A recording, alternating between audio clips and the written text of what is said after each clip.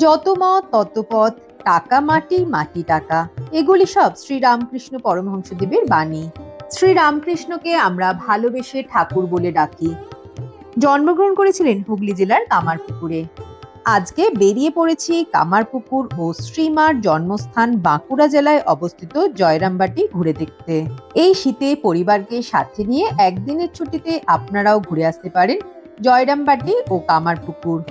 কিভাবে যাবেন, কেউ যদি ওখানে থাকতে চান কোথায় থাকবেন, ওখানে ভোগ প্রসাদের কি ব্যবস্থা আছে, কিভাবে ঘুরবেন, সমস্ত তথ্য থাকবে এই ভিডিওতে। তাই ভিডিওটা স্কিপ না করে শেষ পর্যন্ত দেখার অনুরোধ রইল। আশা করি আপনাদের ভালো লাগবে। সকাল সকাল পৌঁছে গেছি লিলুয়া স্টেশন। সকাল 7:25 হাওড়া থেকে ছাড়ে গোঘাট লোকাল। এই ট্রেনটাই আজকে আমি ধরেছি আমার গন্তব্যে পৌঁছানোর জন্যে।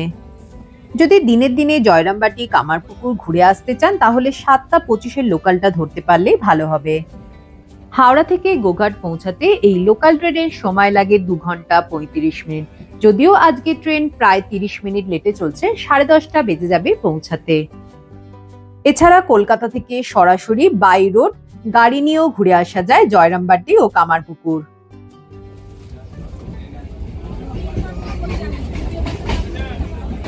10:35, প্রায় 35 মিনিট লেটে ট্রেন গোঘাট ঢুকলো। এবার এখান থেকে স্টেশনের বাইরে বেরোবো। স্টেশনের বাইরে প্রচুর টোটো, অটো ও গাড়ি রয়েছে। আমি একটা সারা দিনের জন্য টোটো রিজার্ভ করে নিয়েছি। প্রথমেই আমরা চলে এসেছি কামারপুকুর। ঠাকুরের জন্মস্থান হচ্ছে কামারপুকুর। এখানে ওনার জীবনের সঙ্গে জড়িত নানা উল্লেখযোগ্য জায়গা রয়েছে, সেইগুলো আমরা ঘুরে দেখব। কিন্তু প্রথমেই আমরা চলে এসেছি রামকৃষ্ণ মঠে। এই রামকৃষ্ণ মঠের ভেতরেই রয়েছে ঠাকুরের বসত ভিটে। এখানে ভেতরে মোবাইল ক্যামেরা বা যে কোনো ফটোগ্রাফি ভিডিওগ্রাফি অ্যালাউ নাই, তাই ভেতরটা কতটা কি দেখাতে পারবো আমি জানি না, বাট যতটা পারবো দেখাতে আমি দেখাবো। মন্দির খোলা থাকে এপ্রিল থেকে সেপ্টেম্বর সকাল 6টা থেকে 11:30, আবার বিকাল 4টে থেকে রাত্রি 9টা পর্যন্ত। আর অক্টোবর থেকে মার্চ মানে শীতকালের সময় আসলে তখন কিন্তু মন্দির খোলা থাকে 6:30 থেকে 11:30, আবার বিকেল 3:30 থেকে 8:30 পর্যন্ত। প্রথমে ভেতরে ঢুকেই বাঁদিকে রয়েছে যোগীদের শিব মন্দির। এই মন্দিরের শিবলিঙ্গ থেকে একটা দূতি শ্রীরামকৃষ্ণের মায়ের শরীরে প্রবেশ করে। তারপর উনি গর্ভবতী হন এবং শ্রীরামকৃষ্ণের জন্ম হয়। ছোটবেলায় শ্রীরামকৃষ্ণের নাম ছিল গদাধর। মূল মন্দিরে ঢোকার জন্য এখানে জুতো খুলে তারপর যেতে হবে। এখানে প্রথমেই ডান দিকে রয়েছে একটা বিশাল আম গাছ। গদাধর ছোটবেলায় আম খেয়ে এখানে আঁটি ফেলেছিল, আর সেখান থেকে এই গাছটি বেড়ে ওঠে। এই গাছটা পেরোলে আর একটু ডান দিকে গেলেই রয়েছে বেশ কিছু মাটির ঘর। শ্রীরামকৃষ্ণ শারদা মাকে নিয়ে এই মাটির ঘরেই থাকতেন। ঘরের ভেতর রামকৃষ্ণ এবং মা শারদার ছবি রাখা রয়েছে। এছাড়া ভেতরে একটি শ্রীরামকৃষ্ণের মন্দির রয়েছে, একটা ওনার মূর্তি রাখা রয়েছে। কিছুক্ষণ সময় শান্ত মনে এখানে বসে কাটানো যেতে পারে। এখানে আপনারা ভোগ খেতে পারেন। মূল গেট দিয়ে ঢোকার পর ডান দিকেই রয়েছে অফিস। অফিসে থেকে আপনারা কুপন সংগ্রহ করতে পারেন। কুপন দেওয়া হয় 11টা পর্যন্ত, আর কুপনের জন্য আপনারা মূল্য হিসাবে যা ইচ্ছা আপনারা দিতে পারবেন। কোনো ফিক্সড কিছু নেই যে এটা এত টাকা করে কুপন মূল্য, সেরকম কিছু নেই।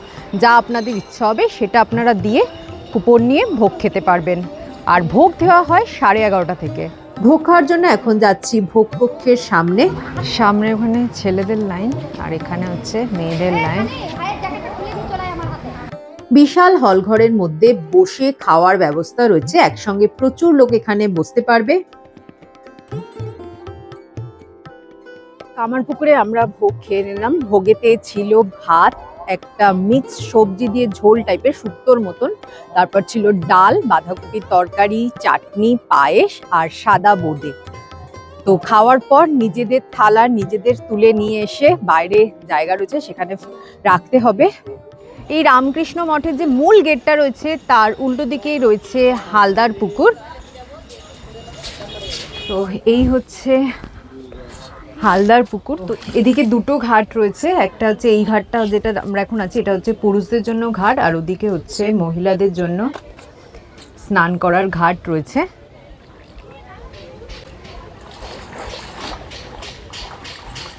এই হালদার পুকুরের সঙ্গে শ্রী রামকৃষ্ণদেব এবং সারদা মায়ের অনেক কাহিনী জড়িত রয়েছে।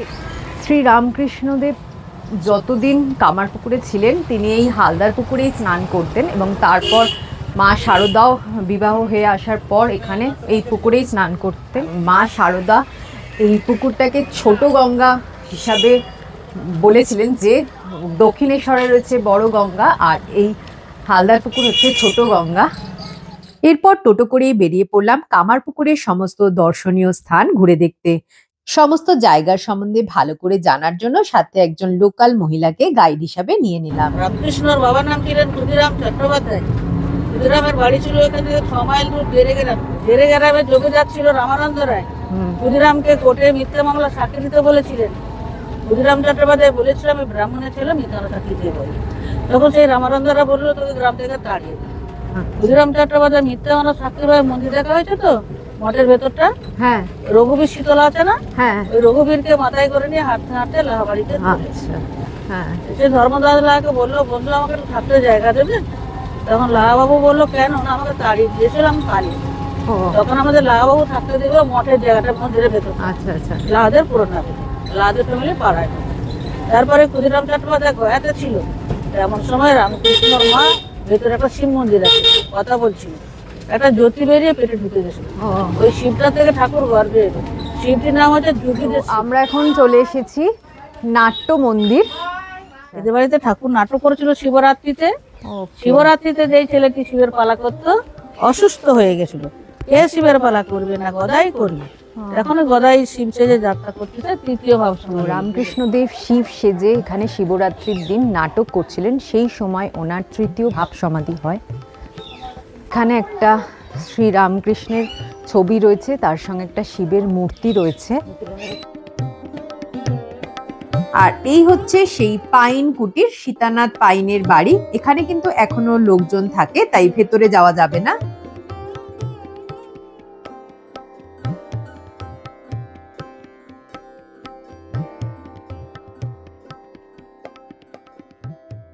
আমরা এখন চলে এসেছি ধর্মদাস লাহা বিষ্ণু মন্দিরে। ধর্মদাস লাহা বিষ্ণু মন্দির, এই হচ্ছে বিষ্ণু মন্দির। আর মন্দিরের গায়ে দেওয়ালে টেরাকোটার কাজ করা রয়েছে।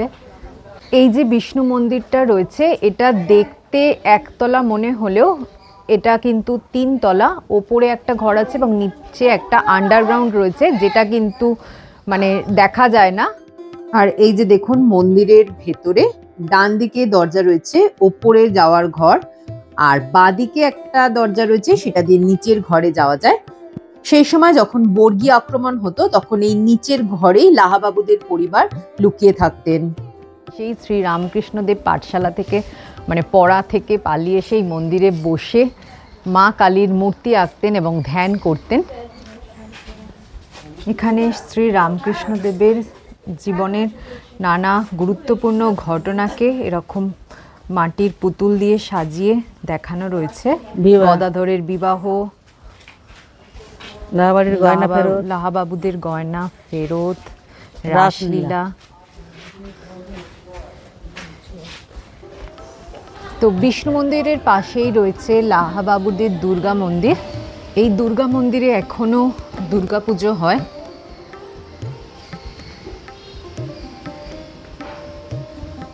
শৈশবে ঠাকুর এই দুর্গা প্রতিমার চক্ষুদান করেছিলেন। দুর্গাবাড়ির উল্টো দিকেই রয়েছে লাহাদের পাঠশালা। অর্জিলেন কাটামো আছে, অর্জিলেন ভেতরে লাল মেঝেটা আছে। ঠাকুরকে মাস্টারমশাই যোগ করতে বলেছে, যোগ শিখেছে। আর যেদিনে বিয়োগ করতে বলেছে বলছে দুঃশালা তোর পাঠশালায় পড়বো না। এই যোগ মানে ভগবানের সঙ্গে যোগাযোগ, বিয়োগ মানে এখানে দেবের ঠাকুরের হাতের লেখা রয়েছে শ্রী গদাধর চট্টোপাধ্যায়।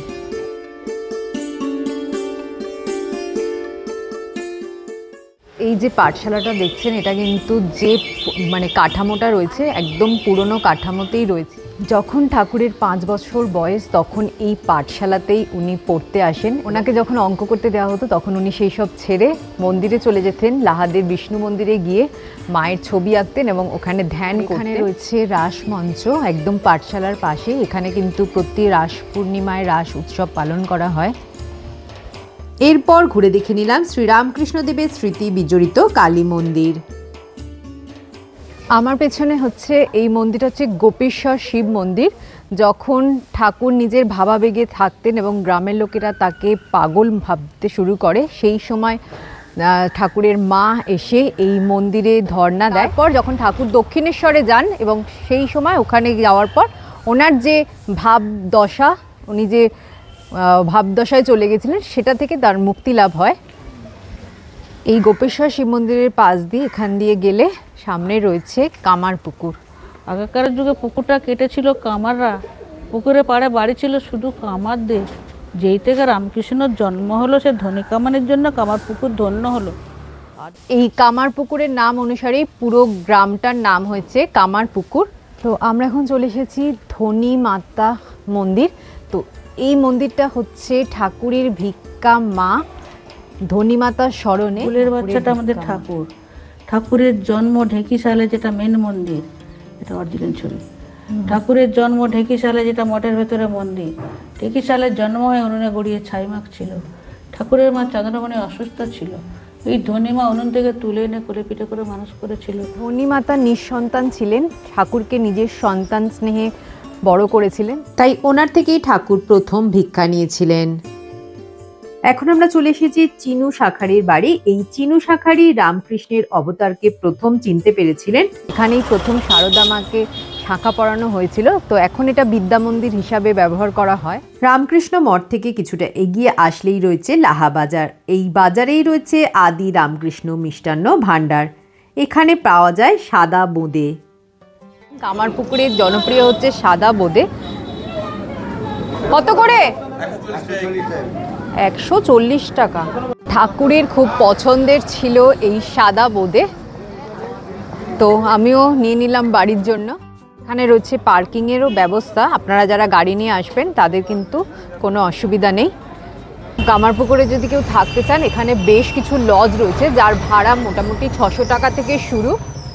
আমি চেষ্টা করছি এখানে একটা দুটো লজ আপনাদের দেখিয়ে দিতে। এটা হচ্ছে গদাধর লজ। এটা একটা বড় রুম, 4 থেকে 5 জন থাকতে পারবে। 2টো বেড রয়েছে, এখানে একটা বেড রয়েছে। আর এটা হচ্ছে এসি রুম, এসি রয়েছে। আর এখানে চেয়ার টেবিল রয়েছে। আর এইদিকে আরও একটা বেড রয়েছে। আর এই হচ্ছে ওয়াশরুম, গিজার রয়েছে। আর এদিকে বেসিন রয়েছে, ওয়েস্টার্ন টয়লেট, মোটামুটি ঠিকঠাক। আর এই সামনে রয়েছে রিল্যাক্স লজ, এখানেও একটা রুম আপনাদের দেখিয়ে দিচ্ছি। এটা হচ্ছে একটা ডাবল বেডেড এসি রুম, মোটামুটি 3 জন থাকতে পারবে। আর এদিকে একটা সোফা রয়েছে, ড্রেসিং টেবিল আর টিভিও রয়েছে। আর এই হচ্ছে ওয়াশরুম, ওয়েস্টার্ন টয়লেট, গিজারও রয়েছে, বেশ পরিষ্কার পরিচ্ছন্ন। এটা আরও একটা রুম, বেশ বড় সাইজের একটা বেড রয়েছে, 3 জন থাকতে পারবে। এটাও এসি রুম, ফ্যানও রয়েছে সাথে। আর এখানেও সোফা, ড্রেসিং টেবিল রয়েছে। আর এই হচ্ছে ওয়াশরুমটা, গিজার রয়েছে, ওয়েস্টার্ন টয়লেট, বেশ পরিষ্কার পরিচ্ছন্ন। কামারপুকুরে থাকার জন্য বেস্ট অপশন হচ্ছে রামকৃষ্ণ মঠ যাত্রী নিবাস। যাত্রী নিবাসের বুকিং করার জন্য আপনাদের ইমেল করতে হবে। ইমেল আইডি এবং ফোন নাম্বার আমি ডেসক্রিপশানে দিয়ে দিলাম। যাত্রী নিবাসে থাকলে মঠে খাওয়া দাওয়াও ইনক্লুড থাকে। কামারপুকুর ঘুরে এখন আমরা যাচ্ছি জয়রামবাটির দিকে। দেরাগ্রাম হয়ে না, তো পথে আমরা দেখে নেব দেরাগ্রাম হয়ে, তারপর আমরা যাব জয়রামবাটি। কামারপুকুরে ঘোরার জন্য যে সমস্ত জায়গাগুলো রয়েছে সেগুলো খুব কাছাকাছি রয়েছে। তো ভালো হয় আপনারা স্টেশন থেকে একটা টোটো নিয়ে প্রথমে চলে আসুন কামারপুকুর। স্টেশন থেকে শেয়ারিং টোটো, অটো পেয়ে যাবেন কামারপুকুর আসার জন্য। কামারপুকুর পৌঁছে মন্দির দর্শন করে নিন, তারপর একটা টোটো বুকিং করে কামারপুকুর সাইট সিন করে চলে যান জয়রামবাটি। আমরা এখন চলে এসেছি দেরেগ্রামের ক্ষুদিরাম আশ্রম। এখানে থাকতেন ঠাকুরের বাবা। রয়েছে একটা মূল মন্দির। তো তো এখন মন্দির বন্ধ রয়েছে দুপুরের টাইমে। আর এই দিক থেকে গিয়ে পেছন দিকে রয়েছে একটা মাটির বাড়ি। এই বাড়িতেই থাকতেন শ্রী রামকৃষ্ণের বাবা ক্ষুদিরাম চট্টোপাধ্যায়। দেরা গ্রামের জমিদার ক্ষুদিরাম চট্টোপাধ্যায়কে একটা মিথ্যে মামলার সাক্ষী দিতে বলেছিলেন, কিন্তু উনি ব্রাহ্মণ মানুষ, মিথ্যা বলবেন না, তাই বাধ্য হয়ে এখানকার ভিটেমাটি ছেড়ে, গ্রাম ছেড়ে উনি কামারপুকুরে গিয়ে বসবাস শুরু করেন। এখানেও খুব সুন্দর ছোট্ট একটা বাগান রয়েছে। আর আশ্রমের ঠিক উল্টো দিকেই রয়েছে শ্মশানেশ্বর শিব মন্দির। ক্ষুদিরাম চট্টোপাধ্যায়ের বাবা মানে ঠাকুরের দাদুর সমাধির ওপর এই শিব মন্দিরটা প্রতিষ্ঠা করা হয়েছে। তো এখানে গাজন উৎসব হয়। তো এই হচ্ছে শ্মশানেশ্বর শিব মন্দির। কামারপুকুর থেকে আমরা এখন চলে এসেছি জয়রামবাটি। কামারপুকুর হুগলি জেলায় রয়েছে আর জয়রামবাটি অবস্থিত বাঁকুড়া জেলায়। আর জয়রামবাটিতে প্রথমে আমরা চলে এসেছি বিবেকানন্দ মিশন নরনারায়ণ মন্দির। এখানে সামনে বিবেকানন্দের একটা বড় স্ট্যাচু রয়েছে আর ভেতরেও বিবেকানন্দের মূর্তি রয়েছে।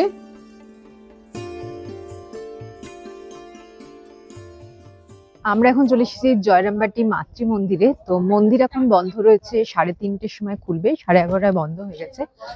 তো ওখানেই এখন আমরা কিছু জায়গা টুকটাক ঘুরে দেখবো।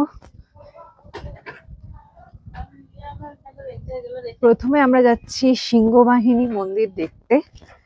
তো একদম সরু গলি গলি দিয়ে রাস্তা। টোটোর যে ড্রাইভার ভাই রয়েছে সেই আমাকে রাস্তা দেখিয়ে নিয়ে যাচ্ছে। আমরা এখন চলে এসেছি সিংহবাহিনী মন্দিরে। তো এখানে মা মহামায়া, মা চণ্ডী, সিংহবাহিনী এবং মা মনসা সমস্ত ঠাকুর একসাথে রয়েছে। এই হচ্ছে ঠাকুর দালান। বললামই যে এখানে মা চণ্ডী, মা সিংহবাহিনী, মা মহামায়া ও মা মনসার একসাথে পুজো হয়। মন্দিরের ভেতরে এখানে এই মাটিটা রয়েছে। তো মনে করা হয় এই মাটিটা গায়ে লাগালে সব ধরনের চর্মরোগ থেকে মানে মুক্তি পাওয়া যায়। তো সবাই এখান থেকে মাটি সংগ্রহ করে নিয়ে যায়। এই মন্দির প্রাঙ্গণে একটা দুটো দোকান রয়েছে, ঠাকুরের ছবি, খেলনা, নানা রকম জিনিস পাওয়া যাচ্ছে। এটা হচ্ছে জয়রামবাটির কার পার্কিং এরিয়া। পেছনে ওয়াশরুমও রয়েছে। আর এখানে এই পার্কিং এ এরকম বসার জায়গা করা রয়েছে। এখন যেহেতু মন্দির বন্ধ রয়েছে তাই অনেকেই এখানে বসে শুয়ে রেস্ট করছে। আমি একদিনেই ঘুরে চলে যাব। তো আপনারা এখানে আসলে জয়রামবাটি কামারপুকুরে থাকতেও পারেন। তো জয়রামবাটিতে মোটামুটি 400 টাকা থেকে রুম ভাড়া পেয়ে যাবে। জয়রামবাটিতে এসে থাকার জন্য পার্কিং এর উল্টো দিকে বেশ কিছু লজও রয়েছে। এখানে রয়েছে মেঘা লজ। তো এখানে রুম ভাড়া শুরু 500 টাকা থেকে। তো একটা রুম আপনাদের দেখাচ্ছে। ওকে, এই যে দেখুন, এই হচ্ছে রুম। গিজারও আছে। দাঁড়ান, জুতো পরে যাব। এই যে দেখুন, এখানে একটা বেড রয়েছে আর এদিকে একটা আয়না রয়েছে আর এইদিকে বাথরুম রয়েছে। এই যে মোটামুটি বাথরুমটা একটু ছোট, সরু লম্বার মধ্যে। হ্যাঁ, বেডগুলো মোটামুটি বেশ বড়, 3 জন শুতে পারবে। এদিকে বাথরুম, গিজারও রয়েছে। এই যে দেখুন, ছোট হলেও বাথরুমটা মোটামুটি একদিনের জন্য ঠিক আছে। এই হচ্ছে মেঘা লজের কার্ড। এখানে ফোন নাম্বার দেওয়া রয়েছে। মোটামুটি আসলেও রুম পাওয়া যায় যদি ছুটি ছাটা সিজনের সময় ছুটি ছাটাতে আসেন, বিশেষ করে স্যাটারডে সানডে, তাহলে কিন্তু থাকতে হলে আগে থেকে ফোন করে কথা বলে নেবেন। এদিকে রয়েছে দেখুন কল্পতরু লজ। আর তার সাথে এখানে রয়েছে সিংহবাহিনী লজ। এই সিংহবাহিনী লজের একটা দুটো রুম আপনাদের দেখিয়ে দিই। উপরে উঠতে হবে সিঁড়ি দিয়ে, একদম রাস্তার ধারে। বেশ বড় একটা রুম, দুটো বড় বড় বেড রয়েছে। মোটামুটি 3 জন 6 জন ভালোভাবে থাকতে পারবে। এসিও রয়েছে, গরমকালে এটা এসিও দেবেন। আচ্ছা, আর এদিকে হচ্ছে ওয়াশরুম। ছোট হলেও মোটামুটি পরিষ্কার। হ্যাঁ, এটা মোটামুটি 4 জন। তো এটাও একটা 4 জন থাকতে পারবে।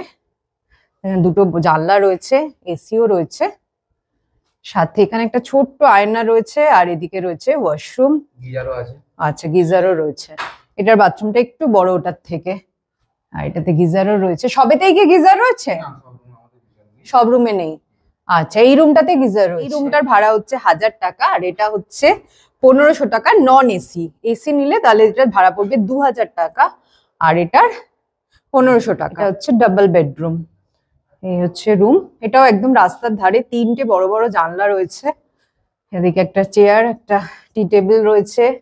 এটাও এসি রুম, সাথে এখানে বাথরুম আর গিজারও আছে এর সঙ্গে। এই হচ্ছে ওয়াশরুম, সরুর মধ্যে বাট লম্বা আছে, তো মোটামুটি ভালোই পরিষ্কার পরিচ্ছন্ন রয়েছে। এই রুমটা হচ্ছে এসি হলে 1000 আর নন এসি হলে 800। এই আর একটা রুম হচ্ছে, এটার ভাড়া হচ্ছে 500 টাকা। এটাও ডাবল বেডরুম, দুটো জানলা রয়েছে আর এখানে রয়েছে টিভি গুলো তো চলে না মনে হয়। হ্যাঁ সেই, এই হচ্ছে ওয়াশরুম। এটাই গিজার নেই, এটার ভাড়া হচ্ছে 500 টাকা। তো যেগুলো গিজার রয়েছে সেগুলোর ভাড়া একটু বেশি। তো মোটামুটি এখানে 500 টাকা থেকে রুমের ভাড়া শুরু। এই হচ্ছে সিংহবাহিনী লজে ফোন নাম্বার। মন্দিরের গেটের একদম 50 মিটারের মধ্যেই মোটামুটি লজগুলো রয়েছে। আর মন্দিরের সামনে এখানে বেশ কিছু দোকান রয়েছে যেখানে নানা রকম খেলনা বিক্রি হচ্ছে, ঠাকুরের ছবি বিক্রি হচ্ছে, আরো নানা রকম জিনিস রয়েছে। মাতৃ মন্দিরের ভেতরেও থাকার ব্যবস্থা রয়েছে, এখানেও গেস্ট হাউস রয়েছে, কিন্তু গেস্ট হাউস আপনাদের মেল করে রুম বুকিং করতে হবে। ইমেল আইডি আমি ডেসক্রিপশানে দিয়ে দিচ্ছি। আর আপনারা যদি জয়রামবাটিতে আগে আসেন তাহলে মাতৃ মন্দিরেও ভোগ খেতে পারেন। ভোগ দেওয়া হয় 11:30 থেকে আর ভোগের কুপন দেওয়া হয় 11টা পর্যন্ত। আমরা এখন চলে এসেছি জয়রামবাটিতে শ্রী শ্রী মা শারদা কানন মাতৃ মন্দির। এখানে মায়ের খেলাধুলা করতেন, মায়ের ছোটোবেলাটা কেটেছে। তো 3টের সময় খুলবে, এখন 3টে বাজতে 2 মিনিট বাকি, তো ওয়েট করছি গেট খোলার জন্য। শারদা কানন ঢুকেই বাদিকে একটা মন্দির রয়েছে।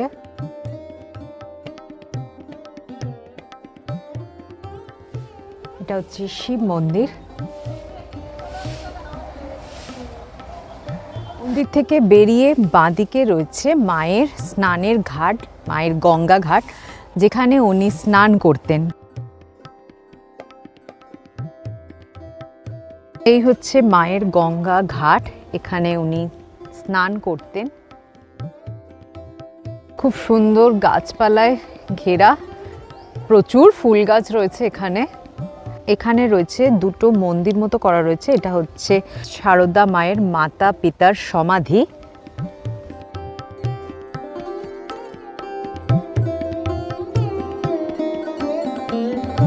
এখানে এরকম শ্রীরামকৃষ্ণের বাণী বিভিন্ন জায়গায় লেখা রয়েছে।